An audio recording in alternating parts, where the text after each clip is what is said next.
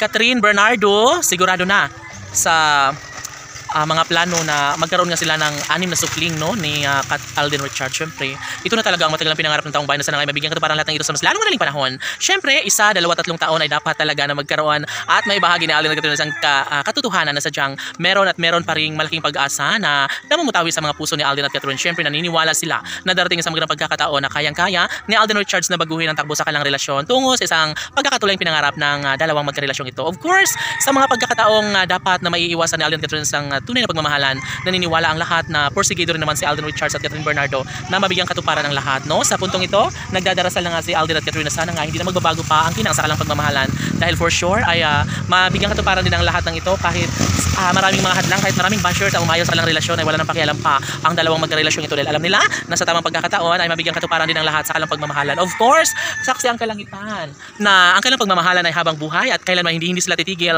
hanggat hindi maibigay ang 100% pagmamahalan tungo sa isang pagkakatuloy ang hinangad ng taong bayan. Of course, kalangitan na mismo ang nagsasabi na sadyang desisyon na ni Alden at Catherine ang siyang magbibigay kasiyahan sa lahat, no? Hindi lamang sa puso ni Alden at Catherine, maging sa kanilang milyon-milyon ng mga tagahanga. Of course, sabi nga nila na ang pagmamahal ni Alden at Catherine ay hindi na magbabago pa, kaya dapat ay magkaroon na ng magandang timing o pagdesisyon si Alden at Catherine dahil ang kanilang pagkakatuluyan ay isa sa pinakainabangan ng lahat. Kaya magiging tahimik lamang, no? Magiging tamimi ang mga bashers kung sakali man na one day ay magkaroon nga ng habang buhay na kaligayahan sa puso ni Alden at Catherine. Una sa lahat ay laging inaalam at laging pinupush ni Alden at Catherine ang sarili para sa kanilang pagkakatuluyan dahil kaligayahan nila ang kanilang pag-iibigan na siyang nais nilang maipadama at na maisiwalat sa lahat kung gaano kahalaga ang kanilang pagmamahalan sa isa't isa. Syempre, isa ito sa pinaka-the best, no, na pangyayari kung sakali man na magkaroon ng walang hanggang pagmamahalan si Alden at Catherine ay ito na nga talaga mismo ang bagay na dapat na ipagpatuloy ni Alden Richards at Catherine Bernardo.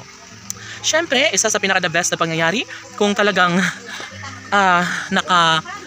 nakalaan na si Alden para kay Catherine ay posible na mangyayari ang lahat, posible na magkaroon ng happy ending sa buhay relasyon ni Alden Richards at Catherine Bernardo. Syempre, sa mga pagkakataong ito ay tahimik lamang si Alden Richards na may sa katuparan ng lahat ng kanyang mga pangarap laban sa kanyang pag-ibig para kay Catherine Bernardo. Naniniwala ang lahat na kakayanin ni Alden at Catherine, no, ang pagkakatagumpay dahil sobrang mahal na mahal nilang isa't isa at ito lamang ang pinakaninanais ng lahat na sana'y hindi na magbabago pa ang kanilang pagmamahalan. Si Alden Richards ay sigurado na sa kanyang desisyon, sigurado na sa kanyang hangarin na sana nga ay magkakaroon ng walang hanggang pagmamahalan. Syempre, hindi mawala sa isipan ng mga netizens ang mawala ng pag-asa minsan dahil alam nila at sadyang naniniwala sila na talagang mainit ang pagmamahal ni Alden at Catherine sa isa't isa. Dapat ay happy lamang umano ang Cat Den fans at ang Cat Den Love Team. Laban!